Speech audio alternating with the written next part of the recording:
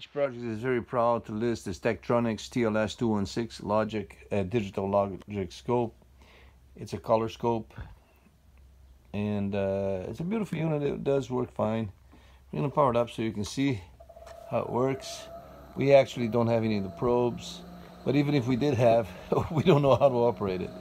But at least you guys know, and you will see that it does work, and it's a nice unit, and there's nothing wrong with it. It's a pretty cool machine, and very nice. So as you can see, power's on, goes through the motions, and then we're just gonna push some of the control knobs so you can have an idea.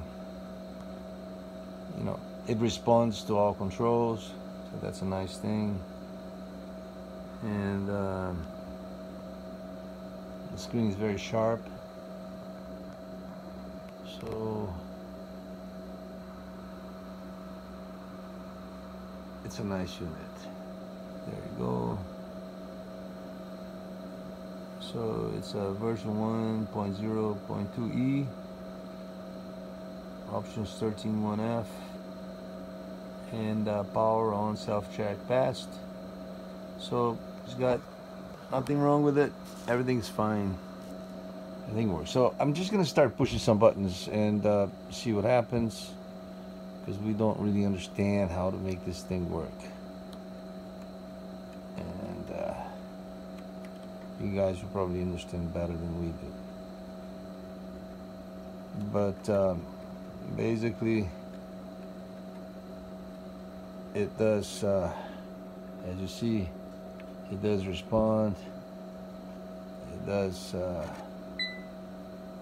come with a lot of file media system, of course, and system media is missing. Insert, you have to put the disc, of course. So, and it's a real nice, beautiful unit. Nice. Everything works, guys. So all you need to do is include the probes, set the probes, and get this thing going.